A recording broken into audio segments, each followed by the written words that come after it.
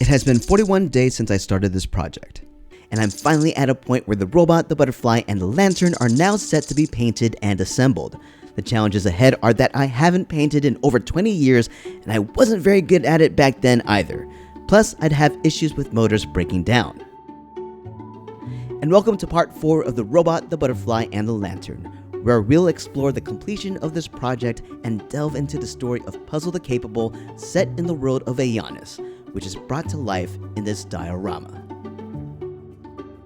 Earlier this year, I built and painted my first robot, Lucky the Mandarin, and although I learned a lot, especially about painting, I still have a lot to learn and develop. I decided to start with a butterfly because it has the smallest surface to paint and I had a clear idea of what it would look like. The first color I started painting the wings with was yellow. I soon discovered that using black primer as a starting point and going straight to yellow were both bad ideas with the method and colors I was using. My goal was to start with yellow and blend in other colors on top of that, and starting with black primer meant I had to add a lot more layers for these colors to pop. With what I know now, I should have either started with something lighter or laid down another base layer. I do eventually reach the point where I'm able to layer in reds, greens, blues, and purples to get the result I want. It just took a lot longer than desired. Next, I added rhinestones of different colors around the edges on both sides of the butterfly and completed the wings by adding the gear pieces.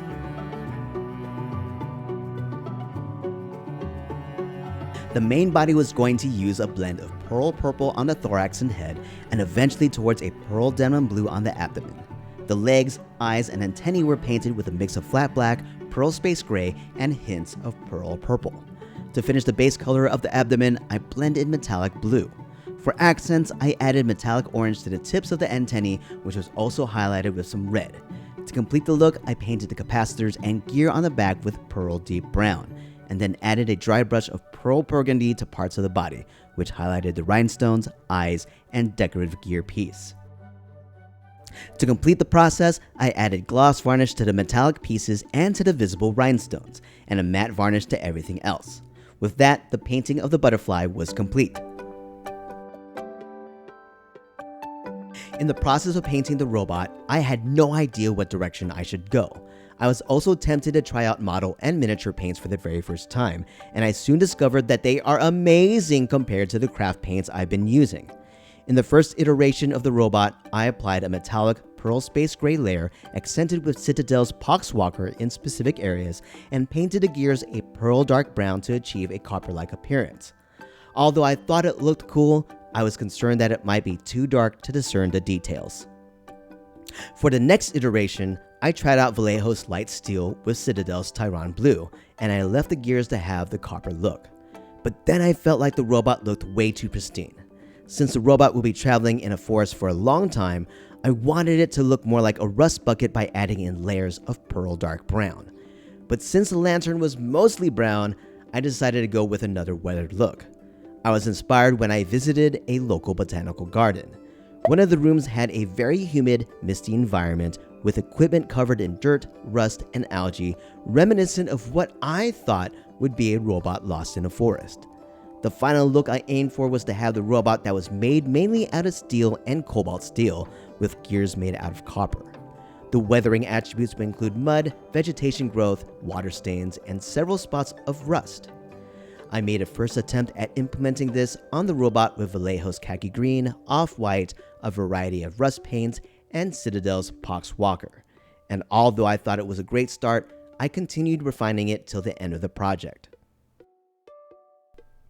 One of my favorite ideas that happened way later in this process was to add flocking to the robot. I thought it looked super cool. This was just amazing to me. For the feet, I decided to make the bottom of them look like dominoes again and use Tamiya's suit to bring them back to their original color. The robot also needed its puzzle piece painted, so I started working on painting it in 4 quadrants with different colors when I received a message from a friend. She told me that she saw a post by someone that stated that the puzzle piece was offensive to people in the autistic community and that the infinity symbol should be used instead. I haven't heard of this before, and neither had several people I knew who were advocates for autism awareness.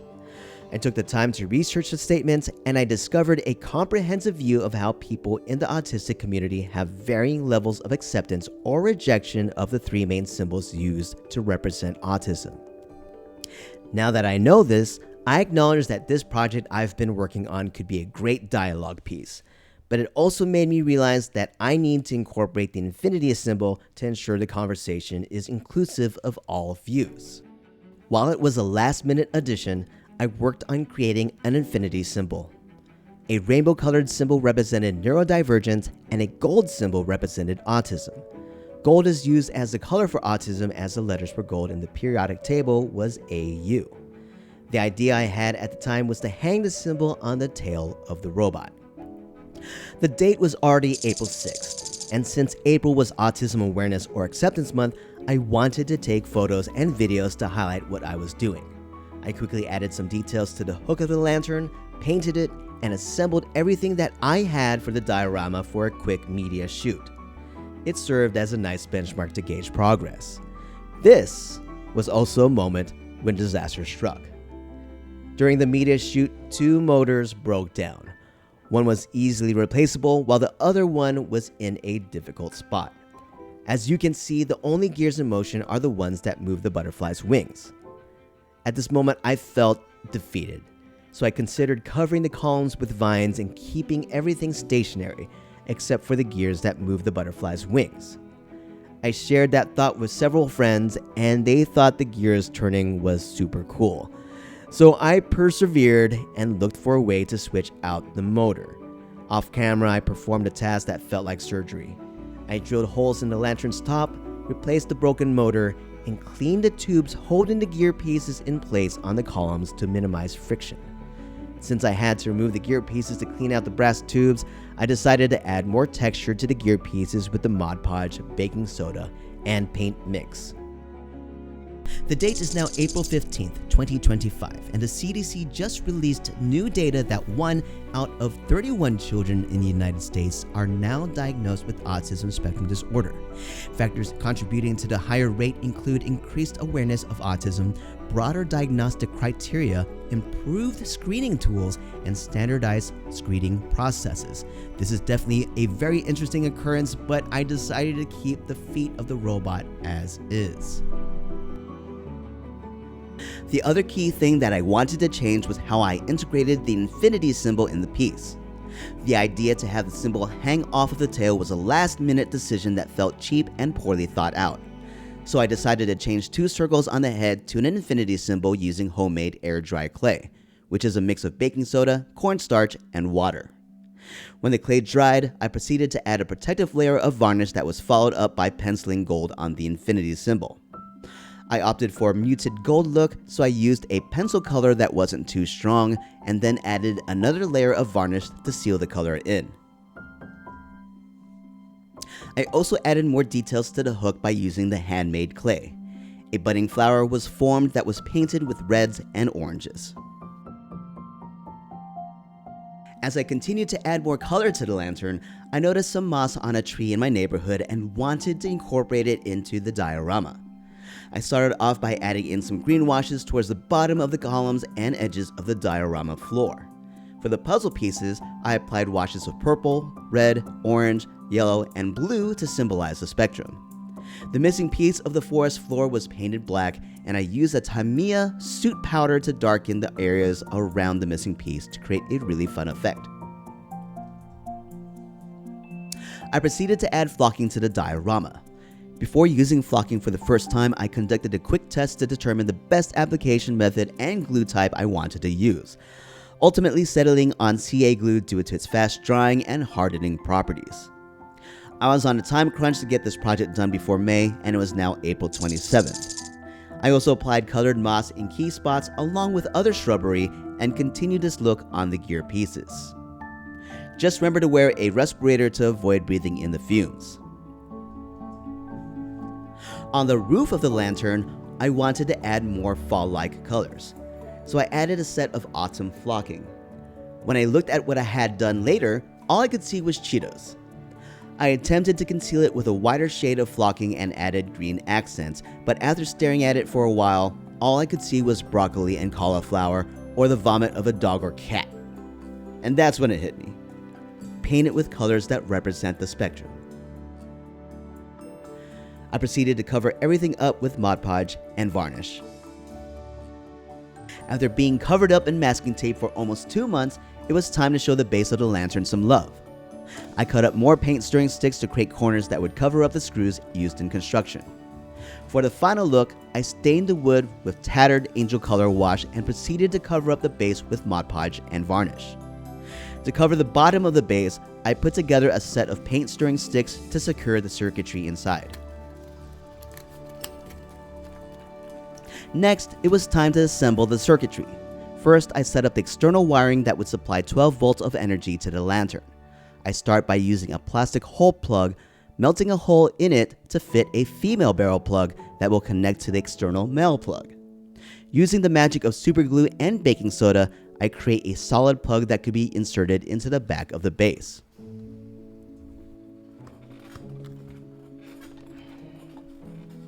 Next, I installed 3 buck converters in parallel, which converted 12 volts of incoming energy into 3 different settings.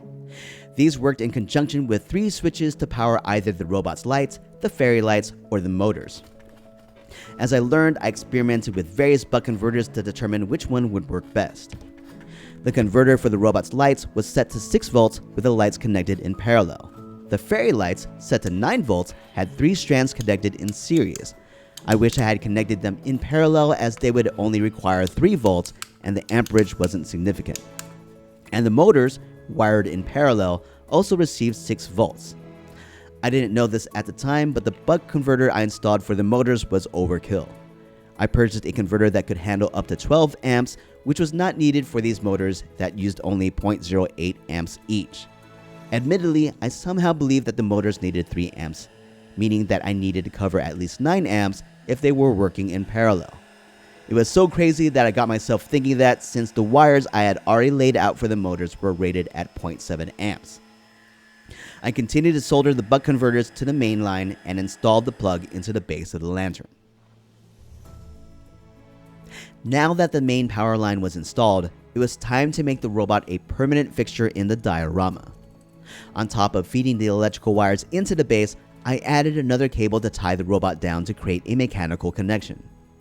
I continued to solder the electrical wires with the appropriate switch and buck converter and used heat shrink tubes to cover up the soldering work. Using CA glue and baking soda, I complete the installation of the robot to the lantern. I finished the electrical work by wiring the fairy lights and the motors, and before I complete all the detailing for the piece, I decided to do a stress test to make sure everything would work for a long duration of time.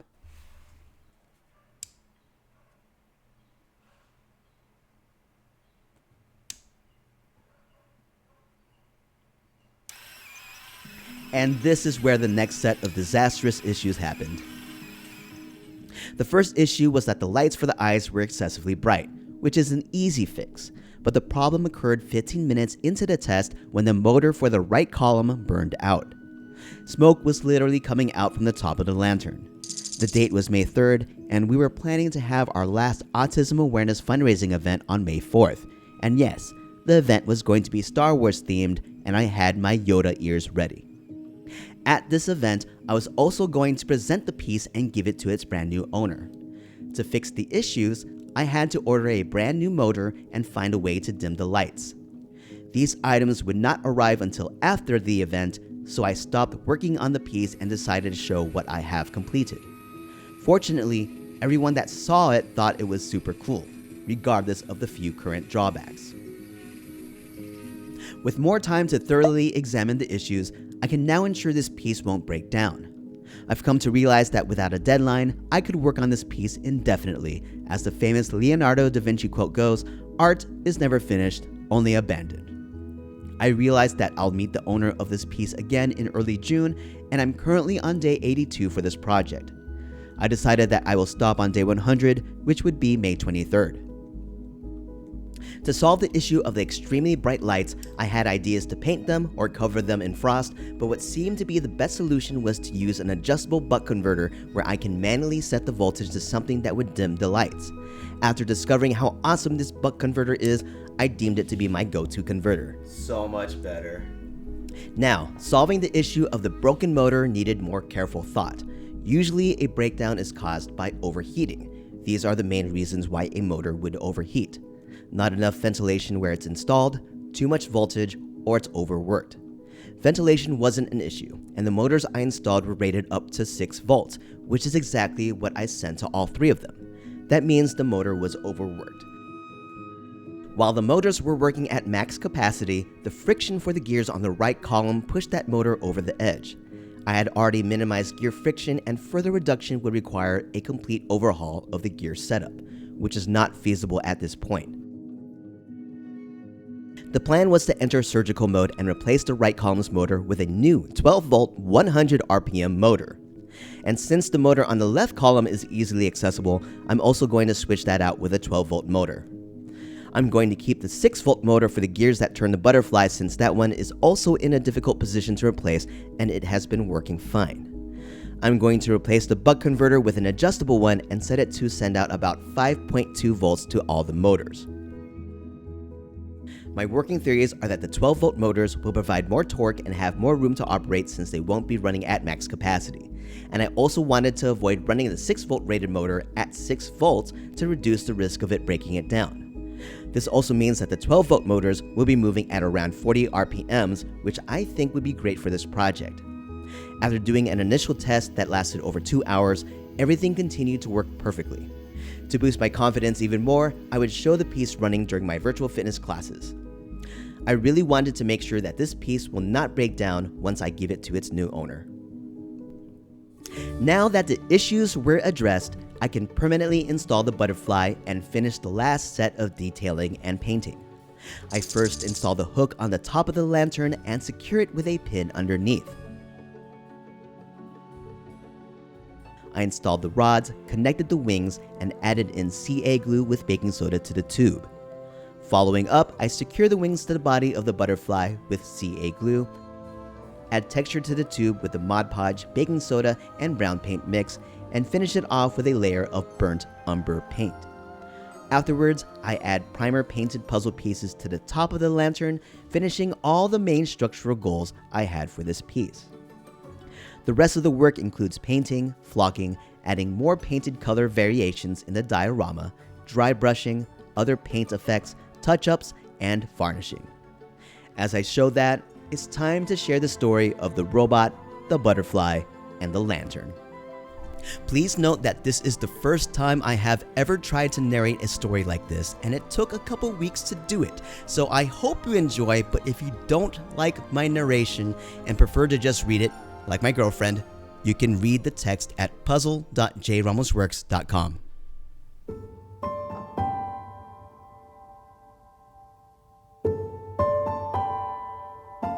In the world of Aeonis, a magical place called the Painted Forest exists deep in the woodlands where spring and autumn coexist in harmony. Colors from across the spectrum paint a vibrant canvas everywhere you look. The forest teemed with wildlife, creating an orchestra of colorful sounds that blended into a never-ending overture. In the heart of the Painted Forest was a race of small robot folk that lived in a village named Glowhaven. Each robot would have a unique set of physical features, colors, capabilities, and minds. Some had 2 legs with knees and ankles, while others might have a singular wheel. Some robots would have a large antenna for hearing, others would have ears, and some would have both. Despite their physical differences and varying capabilities, all robot folk in Glowhaven shared a common feature: a golden infinity symbol on the top of their heads. The village of Glowhaven was designed to blend in with nature. Homes were built inside the trunks of trees, large hollowed-out roots, or fallen logs that were often covered in a variety of colored moss.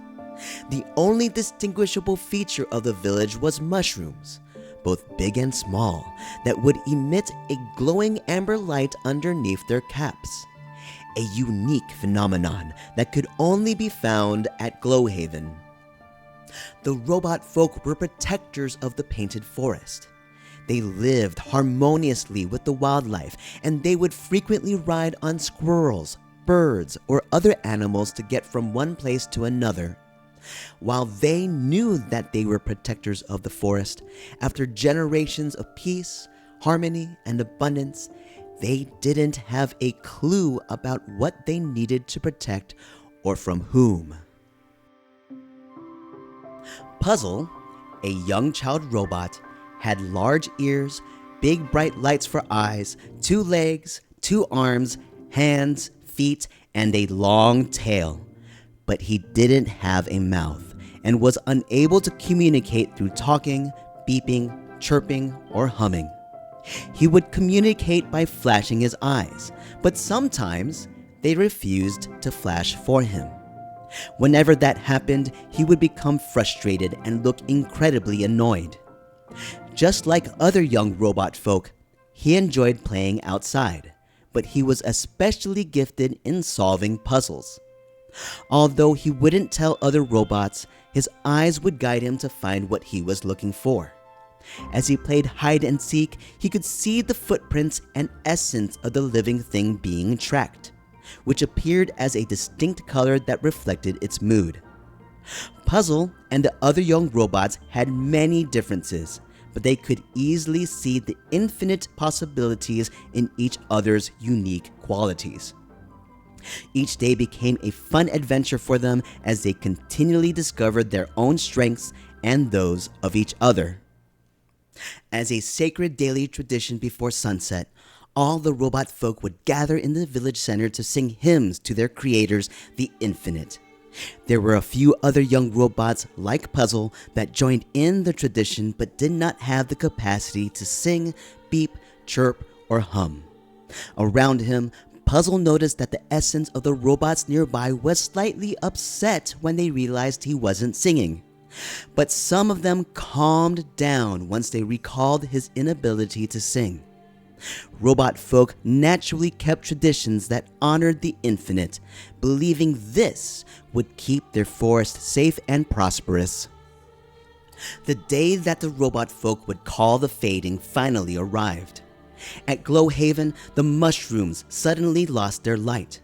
The trees in the painted forest faded to dull colors, and the wildlife became aggressive, turning hostile towards both the robot folk and to each other. As the village elders sent a group of scouts to investigate the disturbance, the remaining robot folk gathered in the village center, singing hymns to the Infinite in the hope that the forest would soon return to normal. After several days, the scouts returned to the village to an anxious crowd. They found no single reason for the fading. The robot folk looked to the head elder for what to do next. The head elder, an old robot that had lived for generations, took a moment to think carefully before speaking with conviction. "We have angered the Infinite," the head elder declared. "For the first time in generations, we have young ones who have strayed from nature's traditions. They are nature's divergents," he stated angrily while pointing at Puzz-L. In sudden shock, Puzz-L could see the head elder's essence turn to furious reds and oranges.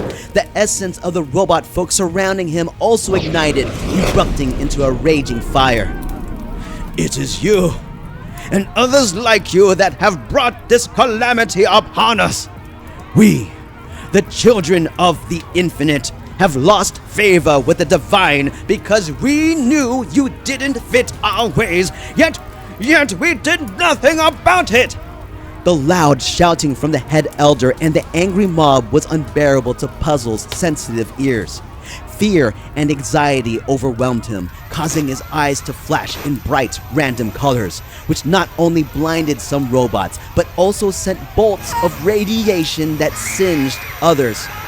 In a last-ditch effort, the frightened head elder yelled furiously, "Get out, you cursed thing!" as he watched the robot folk fall to the ground, injured by Puzz-L. Puzz-L ran away. In the fading forest, Puzz-L would continue walking without direction for months. He was trapped in his thoughts, going over what had happened again and again. His body paid a toll traveling through mud, rain, and the unforgiving blaze of the sun. His eyes could see the essence of the trees fading away, leafless husks of a recent memory filled with colors of spring and autumn. The only sounds left in the orchestral composition of wildlife were his own footsteps. The forest is almost completely devoid of life, but occasionally, Puzz-L would catch glimpses of an animal's angry or fearful essence in the distance. One day, he tripped, tumbled down a hill, and hit a sharp rock, which left a gash on his back. He finally came to a stop with a tremendous thump at the foot of a tree. Puzz-L sat up straight with his back resting against the rough bark. He looked at his hands and saw that his essence was also fading away.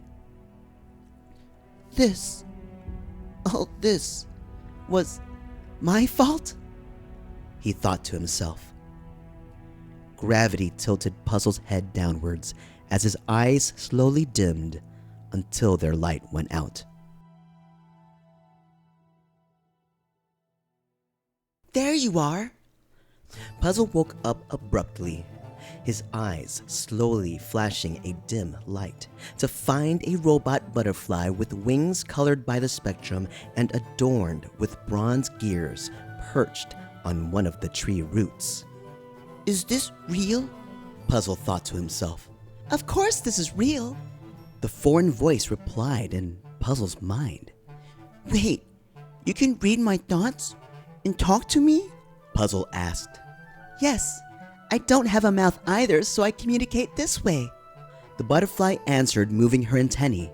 The orange bulbs at the end of them would glow with every word she telepathically communicated. I've never seen a robot butterfly before. I'm sure there's a lot that you haven't seen before. Not many from the painted forest ever do. But come on, we need to get going. We can discuss more along the way. The butterfly turns around to start the journey. Wait, what? Where are we going? I can't move, Puzz-L interjected. Oh, okay, hold on. The butterfly flies down, lands in front of Puzz-L, and walks a path that forms an infinity symbol. She continued tracing this path while the bronze gears on her wings turned.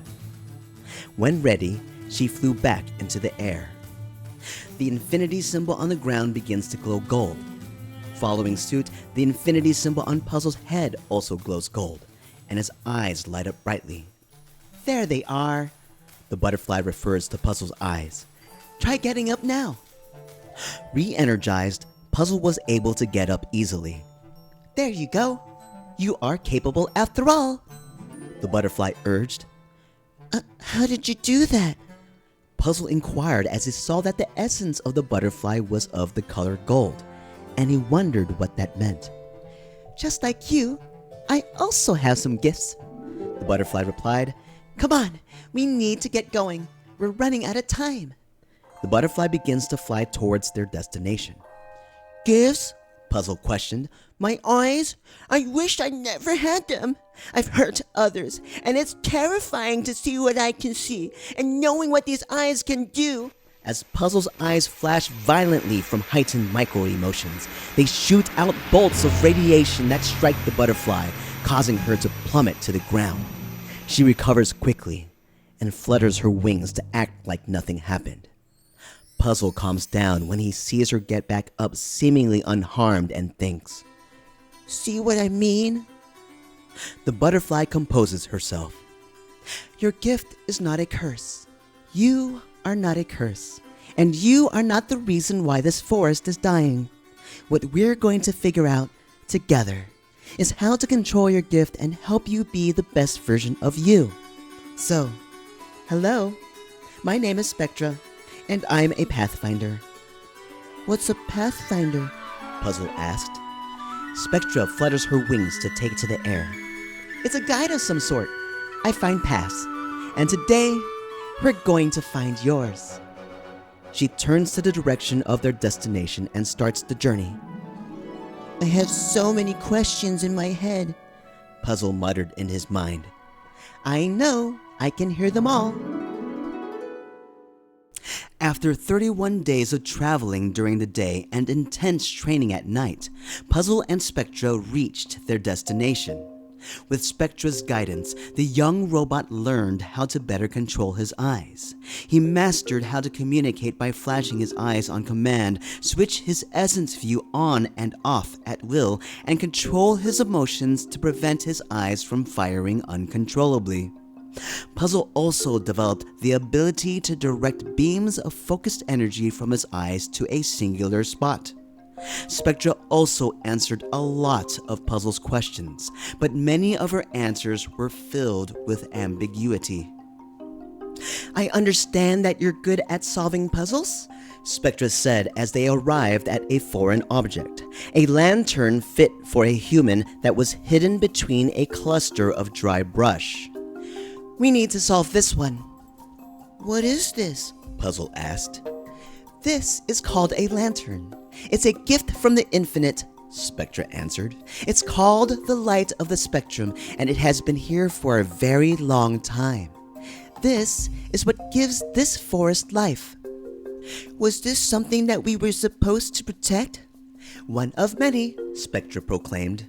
But I would say that this is pretty high up in the priority list. Puzz-L examined the lantern. It resembled the painted forest before it faded. There were 4 columns that looked like trees with wooden gears that aligned 2 of the columns in the back. The floor of the lantern was a jigsaw puzzle with a piece missing, a spot that is now covered in soot. Switching the view in his eyes to essence detection, Puzz-L was able to faintly identify the trail of a robot that had taken the missing piece. The mood detected in the robot's essence kept switching between hope and despair. The trail goes this way, Puzz-L said to Spectra when he realized that she was already flying ahead of him. I can read your mind, she replied as they started the next leg of their journey. After following the footprints for a day, Puzz-L and Spectra reached a cave. Puzz-L's sensitive ears could hear music from a distance. When they got closer, both Puzz-L and Spectra could clearly hear the melodies from an object and a female robot singing a melancholy tune. What is that? Puzz-L asked. Spectra was surprised at what Puzz-L was inquiring about in his mind, but she knew exactly what it was. It's called a lute, she explained. It's a musical instrument, one of many. Puzz-L was intrigued about the concept of musical instruments as he studied the strange robot's sad essence through the walls of the cave. More importantly, he also saw the essence of the missing puzzle piece, which was fading away. Puzz-L and Spectra raced towards the puzzle piece, with Puzz-L keeping an eye on the unknown robot. They see the missing piece wrapped in strangling vines that were absorbing its essence. Puzz-L tried to pull the puzzle piece out, but wasn't able to do it by brute strength. You know what you need to do, Spectra said. Come on, we practiced this. Puzz-L aimed his eyes on a specific spot on the vines, and in a quick moment, he shot out a beam of focused energy from his eyes that cut the puzzle piece free. Let's go, Spectra exclaimed. Puzz-L grabbed the missing piece and interjected, Wait, what about the stranger? Spectra darts to the exit. Her? Oh, she's not ready yet, and we have to go before it's too late. Racing towards the lantern, the forest turns pitch black after sunset. Puzz-L continued to trace back the footsteps that are illuminated with the essence of the strange robot back at the cave. The orange bulbs at the end of Spectra's antennae glow bright amber to help light their path. Puzz-L feels the pulse of the missing puzzle piece in his hand, a heartbeat that continues to grow weaker every minute. That puzzle piece is the heart of the lantern, Spectra explained. It is the source of what makes this forest everything that it is. We must hurry. Puzzle grows more sensitive to each passing pulse from the missing puzzle piece, urging him to move faster. He becomes worried that he will not be able to maintain this exhausting pace for long. Spectra senses his thoughts and darts ahead as the gears on her wings start to turn. The wings of the Pathfinder leave a trail of sparkling gold dust for Puzzle to run through. As the robot moves through the dust, he becomes rejuvenated, energized, and filled with an exhilarating rush. His body feels lighter as he is now running on the floating trail of dust, matching the Pathfinder's speed. They both continue moving together at a sustained, accelerated sprint. When Puzzle and Spectra finally reach the lantern, Puzzle proceeds to sit down right in front of the spot of the missing piece. With the puzzle piece in hand, he studied it one last time, thinking, "Wow, this missing piece caused all of this." As he moved to return the puzzle piece to its spot, memories of Glowhaven and his journey up to this point flooded his thoughts until the piece was finally back to where it belonged. Nothing happened. The essence of the puzzle piece was too weak to activate the lantern. Puzzle looked at Spectra and said, "I know what to do." Spectra then read what Puzzle was thinking. "Are you sure?" she questioned. "We haven't really practiced that one." "Yes, I am capable," the confident Puzzle answered. "That you are." Spectra flew up to the top of the lantern to be in a safe spot. When Puzzle knew that Spectra was safe, the infinity symbol on his head began to glow a bright gold. His eyes grew into a blinking light that started to flash wildly and emit a kaleidoscope of colors across the spectrum. Bolts of radiation shot out from his eyes, illuminating the colors of the jigsaw puzzle floor and creating trails of light that traveled up the columns to the top of the lantern. Spectra's wings fluttered wildly. The lantern's gears turned, intensifying the light of the spectrum. Suddenly, a burst of light formed a wave that traveled from the lantern. Each tree that the wave passed through produced spots of lights that eventually illuminated the whole forest, resembling stars blinking in the night. The essence of the painted forest was returning. When the wave of light reached Glowhaven, the infinity symbols of all the robot folk began to glow a bright gold, re-energizing the villagers. The mushrooms returned to life and were glowing brighter than ever before. When the spots of light were done revitalizing the forest, they would begin to float back to the lantern. The robot folk followed the lights. By the time the villagers reached the lantern, it was sunrise. They were all surprised to see Puzzle, who was still sitting in the middle of the lantern that was fully lit, with the gears running all on their own. The animals were beginning to return as the sounds from the orchestra of wildlife started to enrich the forest. Some of the other naturally divergent robots that were also banned from the village followed the floating lights to the lantern, and they all witnessed what happened next. The small spots of light gathered at the lantern. They combined together to form a large glowing globe that floated down in front of Puzzle. Spectra flew to Puzzle's side. "This is a gift from the infinite, Puzzle. Make a wish." Puzzle looked to the villagers, to the elders, and then to the other naturally divergent robot folk. It didn't take long for him to decide what he wanted to wish for. Having gone through so much during the fading, and having seen how he and others like him were viewed and treated, he could only think of one thing. Puzzle touched the glowing light, and with a bright flash, it turned into a leaf that floated down to the feet of the head elder. The head elder picked up the leaf and saw words inscribed by the infinite on it. It was a brand new hymn, a hymn of acceptance. A new feature of this hymn is that it also has notation and instructions for musical instruments. The head elder looked at Puzz-L and nodded.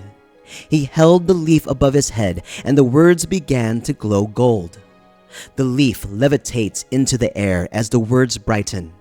At that moment, all the robot folk knew the hymn, its meaning, and about musical instruments. I think Glowhaven is going to be an amazing place for everyone. Puzz-L thought this to himself as he turned to his side, only to discover that the butterfly and her essence had vanished. Epilogue. The robot folk at Glowhaven were inspired and filled with purpose.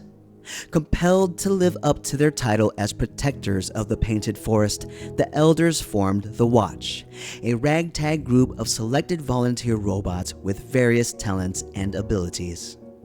They were designated to build an outpost near the lantern and guard it.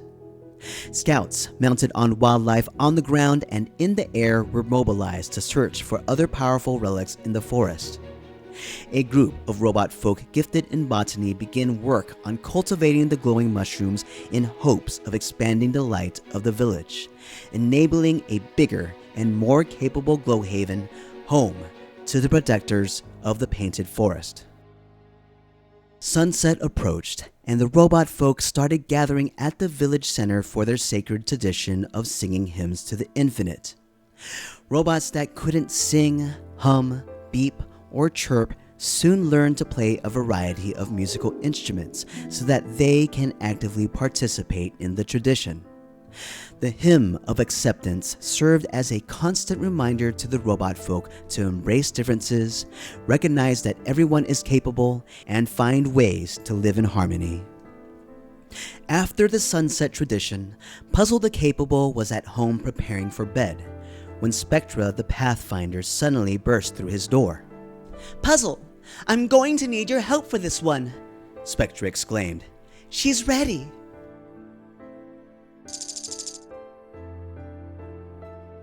I hope you enjoyed the story. I had an absolute blast developing it based on what happened during the build and what I learned along the way. And without further ado, here is the final reveal of the robot, the butterfly, and the lantern.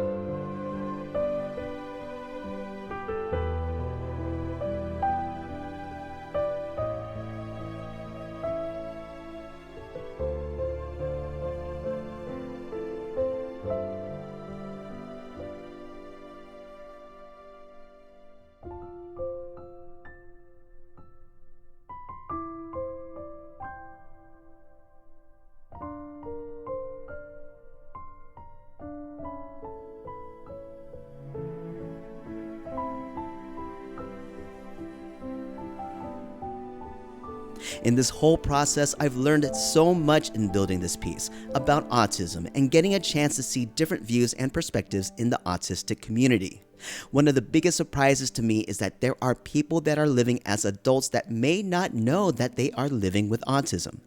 When they finally learn that they are on the spectrum, the revelation explains so many situations that they may have experienced in their lifetime. The final touch I add to this piece is the application of the nameplate. I was finally excited to deliver this piece to its brand new owner, the person who suggested that I should build something for autism awareness as a fundraising piece. She's also the mother of a child with autism, and her experience that she shared with me was a big inspiration for the creation of this work. So, I decided to give this piece to her as a gift. To learn more about this piece or to donate to our fundraising campaign for autism research, please visit puzzle.jramosworks.com. If you like this video, don't forget to hit the like button and subscribe to our channel, as everything does help out. Special shout out to our patrons and supporters. Without you, we wouldn't be able to do what we are doing. So thank you so much for the love and support as always. Peace